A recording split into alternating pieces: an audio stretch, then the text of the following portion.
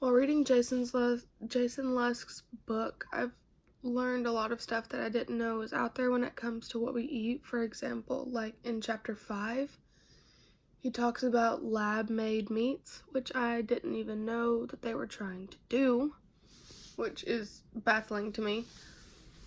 But in this recent chapter that I read, chapter 9, I learned just how much we waste. But I also learned what's really in the foods that we eat, and that we cannot believe everything that articles and newspapers and stuff like that tells us. The statistic for waste is 30% of the nation's food supplies is wasted, and I find that ridiculous considering that in some areas of the world people can't eat because there just isn't food there, or they don't have money, or they can't get stuff to grow. In the meantime, here we find food so inexpensive in some areas that we don't think twice about throwing it away. And we buy in bulk. Like fruits and vegetables, we buy tons of, even though they expire within a few days of us purchasing them. So then we just throw it away like it's nothing. And I find that appalling. One quote that Lusk said in this chapter really made a difference in the way that I saw it, because he said, "Where there is waste, there is opportunity."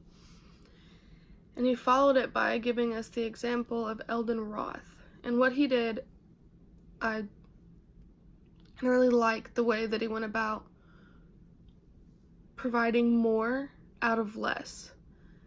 He grew up poor, so when his family bought his first refrigerator, he was baffled by how that worked. Granted, it was a long time ago, so refrigerators weren't really a thing.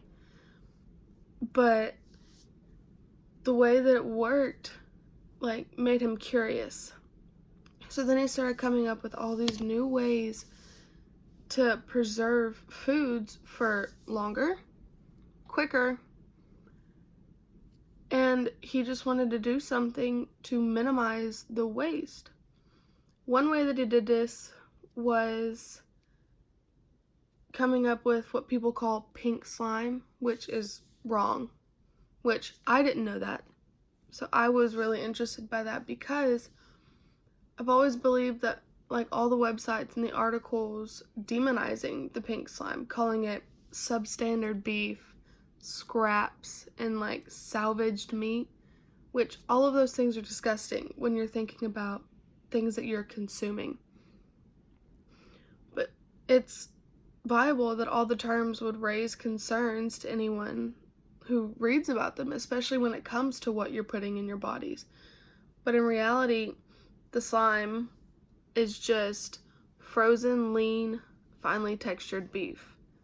So what they do is they get these cutlets, and they just spin it and warm it, and it separates the bad fats from the good fats and the lean beef stuck on those. And people don't understand that. Lean beef is in a bunch of things that we eat on a regular basis. For example, hamburgers. That's the biggest example that Lusk used in the chapter.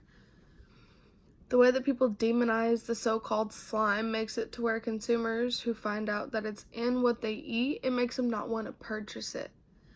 But people don't know the truth. What they don't understand is that there's nothing wrong with the beef. In reality, it's almost providing more of what consumers are asking for nowadays, because it's providing them with leaner meats, which is in the end healthier because it's not as fatty. And I admire Roth's main goal to cut down on the amount of waste that former processing plants and former techniques that people were using were producing. It goes back to that same quote, where there's waste, there's opportunity. And I believe that Roth found the opportunity to provide more for people. And I think that's really cool.